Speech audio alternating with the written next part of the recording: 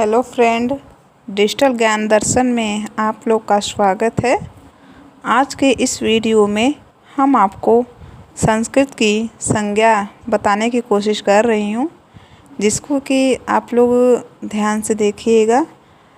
और अगर कुछ परेशानी होगा तो मुझे कमेंट बॉक्स में ज़रूर कमेंट करिएगा।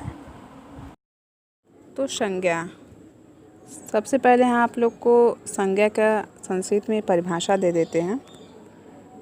संसारे व्यापते प्राणिनाम वस्तुनाम नामानि संज्ञा भवति, अर्थात किसी भी व्यक्ति, वस्तु अथवा नाम, स्थान के नाम को हम संज्ञा कहते हैं।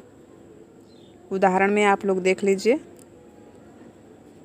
सार्थकः, श्रुधा, गीता, नवदिल्ली, ताजमहलम, डांडिम फलम, ये सब हमारे हैं संज्ञा के उदाहरण।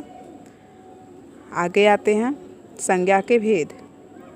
तो संस्कृत में भी संज्ञा के 3 ही भेद हैं। पहला है व्यक्तिवाचक संज्ञा, दूसरा जातिवाचक, तीसरा भाववाचक। तो व्यक्तिवाचक संज्ञा पहले किसे कहते हैं? इंग्लिश में प्रॉपर नाउन भी कह सकते हैं हम इसको। तो परिभाषा देखते हैं।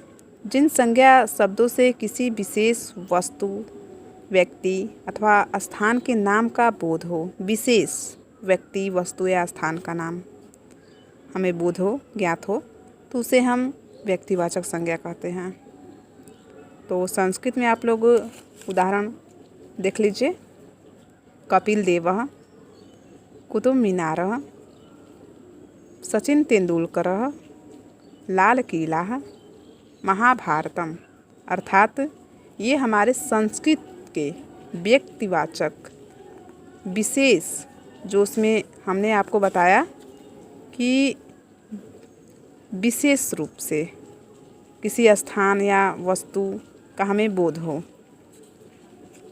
तो उसे हम व्यक्तिवाचक संज्ञा कहते हैं। आगे है जातिवाचक संज्ञा, कि जातिवाचक संज्ञा किसे कहते हैं? तो जातिवाचक संज्ञा, जिस संज्ञा पदों से संपूर्ण जाति का बोध हो, अर्थात संपूर्ण जाति का हमें बोध हो, तो उसे हम जातिवाचक संज्ञा कहते हैं।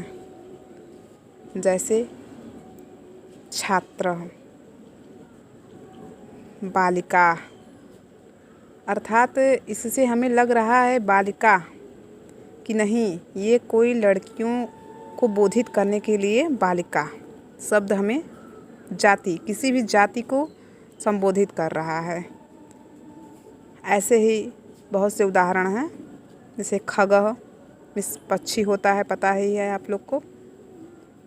कमलः, पुष्पम, पादपम, मयूरः, भ्रमरा, तितलियाँ, मेघा, नदी, आसनंदिका, मंजक, ये सब हमारे हैं जातिवाचक संज्ञा के संस्कृत के उदाहरण। आगे है भाववाचक संज्ञा, जिन संज्ञा पदों से पदार्थों या प्राणियों की मनोदशा का, अर्थात उनके हमें मन की दशा का या उनकी अवस्थाओं का बोध हो, उसे हम भाववाचक संज्ञा कहते हैं। जैसे उदाहरण के लिए स्वच्छता,